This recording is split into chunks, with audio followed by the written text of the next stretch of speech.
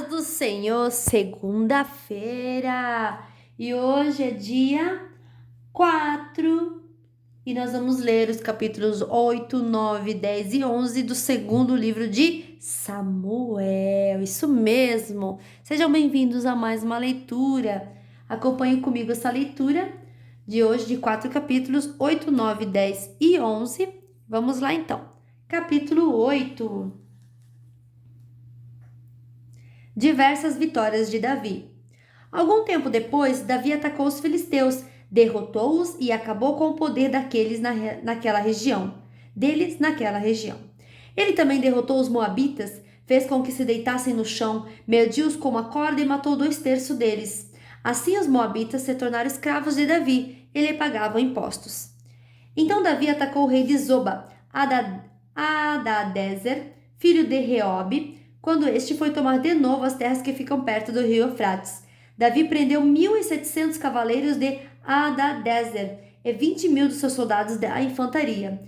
Também aleijou os cavalos que puxavam os carros, deixando cavalos somente para 100 carros.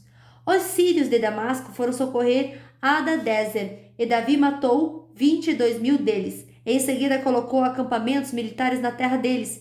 Davi os dominou e eles lhe pagavam impostos. O Senhor Deus fez com que Davi fosse vitorioso em todos os lugares onde ia. Davi tomou dos oficiais de Hadadezer os escudos de ouro que eles usavam e os levou para Jerusalém. Também levou uma grande quantia de bronze das cidades de Betá e Berotai, que eram governadas por Hadadezer. O rei Toi, da cidade de Amate, soube que Davi tinha derrotado todo o exército de Hadadezer. Então enviou seu filho Jorão para cumprimentar Davi e para lhe dar parabéns por ter vencido Hadadezer. Acontece que Toi havia lutado muitas vezes contra Hadadezer. Jorão levou para Davi objetos feitos de prata, de ouro e de bronze, e o rei Davi os separou para serem usados na adoração ao Senhor juntamente com a prata e o ouro que havia tomado dos povos que havia conquistado. Isto é, os edomitas, os moabitas, os amonitas, os filisteus e os amalequitas, e fez a mesma coisa em parte do que havia tirado de Hadadezer. Davi se tornou ainda mais famoso quando voltou depois de ter matado 18.000 edomitas no Vale do Sal. Ele colocou acampamentos militares em todo o país de Edom e dominou o povo dali. O Senhor Deus fez com que Davi fosse vitorioso em todos os lugares onde ia. Davi governou todo o povo de Israel e fez com que eles fossem sempre tratados com igualdade e justiça. Joabe, cuja mãe era Zeruia, comandava seu exército. Josafá, filho de Ailude, era o conselheiro do rei. Zadok, filho de Aitube, e Aimeleque, filho de Abiatar, eram sacerdotes. Seraias era o escrivão. Benaías, filho de Joiada, era o chefe dos Queretitas e dos Peletitas. E os filhos de Davi eram sacerdotes. Capítulo 9. Davi e Mefibosete. Certo dia, Davi perguntou: será que alguma pessoa da família de Saul ainda está viva? Se está, eu quero fazer alguma coisa boa para essa pessoa por causa de Jonatas. Havia um empregado chamado Ziba, da família de Saul. Alguém lhe disse que fosse falar com o rei Davi. Você é Ziba? Perguntou o rei. Sim, sou eu. Às suas ordens, respondeu ele. E o rei lhe perguntou: ainda existe alguém da família de Saul para quem eu possa fazer alguma coisa boa, como prometi a Deus? Ziba respondeu: sim, existe um filho de Jonatas. Ele é aleijado dos 2 pés. Onde ele está? Perguntou o rei. Na casa de Maquir, filho de Amiel, na cidade de Lodebar, respondeu Ziba. Então o rei Davi mandou buscá-lo. Quando Mefibosete, filho de Jonatas e neto de Saul, chegou, ele ajoelhou-se e encostou o rosto no chão diante de Davi em sinal de respeito. Davi disse: Mefibosete! Às suas ordens, senhor, respondeu ele. Não fique com medo, disse Davi. Eu serei bondoso com você por causa de Jonatas, o seu pai. Eu lhe darei de volta todas as terras que pertenciam ao seu avô Saul, e você será sempre bem-vindo à minha mesa. Mefibosete se curvou novamente e respondeu: eu não valho mais do que um cachorro morto, porque o senhor é tão bondoso comigo? Então o rei chamou Ziba, o empregado de Saul, e disse: eu estou devolvendo a Mefibosete, o neto do seu patrão, tudo o que pertencia a Saul e a sua família. Você, os seus filhos e seus empregados cultivarão a terra para a família do seu patrão Saul, e farão a colheita para que eles tenham comida. Mas Mefibosete comerá sempre à minha mesa. Ziba tinha 15 filhos e 20 empregados. Ele respondeu: Farei tudo o que o Senhor mandar. Daí em diante, Mefibosete passou a comer junto com o rei, como se fosse filho dele. Mefibosete tinha um filho pequeno chamado Mica. Todos os que eram da família de Ziba se tornaram empregados de Mefibosete. Assim, Mefibosete, que era aleijado dos 2 pés, ficou morando em Jerusalém, e todos os dias comia junto com o rei. Capítulo 10. Davi vence os amonitas e os sírios. Algum tempo depois, morreu o rei Naás, do país de Amon, e o seu filho Anum se tornou rei. E Davi disse: Eu serei bondoso com Anum, assim como Naás, o seu pai, foi bondoso comigo. Então enviou mensageiros a Anum para mostrar a sua amizade.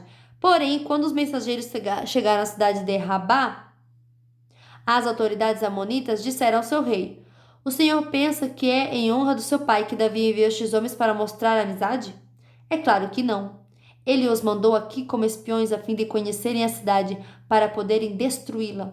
Então Anum pegou os mensageiros de Davi, raspou um lado da barba deles, cortou as suas roupas até a altura das nádegas e os mandou embora. Quando Davi soube disso, enviou outros mensageiros para se encontrarem com eles, porque eles estavam muito envergonhados. Davi mandou lhes dizer que ficassem na cidade de Jericó e que só voltassem quando suas barbas tivessem crescido de novo. Os amonitas compreenderam que tinham feito de Davi o inimigo deles. Por isso, contrataram 20.000 soldados sírios das cidades de Bet-Reob e Zoba. Também contrataram o rei da cidade de Maacá, com 1.000 homens e 12.000 homens da cidade de Tobi.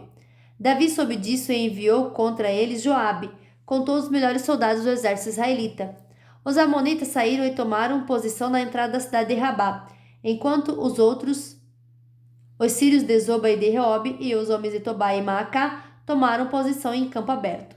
Joabe viu que as tropas inimigas os atacariam pela frente e por trás. Então escolheu os melhores soldados de Israel e os colocou de frente para os sírios. Deixou o resto das suas tropas sob o comando do seu irmão, Abissai, que as colocou de frente para os amonitas. E Joabe disse a Abissai: Se você perceber que os sírios estão me vencendo, venha me ajudar. E se os amonitas estiverem vencendo, eu irei ajudá-lo. Seja corajoso, vamos lutar com firmeza pelo nosso povo e pelas cidades do nosso Deus, e que seja feita a vontade de Deus, o Senhor. Então Joabe e seus soldados avançaram para atacar, e os sírios fugiram. Os amonitas viram os sírios fugindo, então também fugiram de Abissai e voltaram para dentro da cidade. E Joabe parou de lutar contra os amonitas e voltou para Jerusalém. Quando os sírios viram que tinham sido vencidos pelos israelitas, reuniram de novo todas as suas tropas. O rei Hadadezer mandou chamar os sírios que estavam no lado leste do rio Eufrates. Então eles foram até a cidade de Elam. Na frente deles ia Sobaque, o comandante do exército de Hadadezer. Quando Davi soube disso, reuniu as tropas israelitas, atravessou o rio Jordão e marchou para Elam. Lá os sírios tomaram posição de frente para os israelitas. A luta começou. E os israelitas fizeram os sírios fugir. Davi e seus soldados mataram 700 soldados que guiavam carros de guerra e 40.000 cavaleiros sírios. Feriram também Sobaque, o comandante inimigo, que morreu ali no campo de batalha. Quando os reis, que eram chefiados por Hadadezer, viram que tinham sido vencidos pelos israelitas, fizeram paz com eles, ficando debaixo do seu poder. E os sírios ficaram com medo de ajudar de novo os amonitas. Capítulo 11. Davi e Bateseba.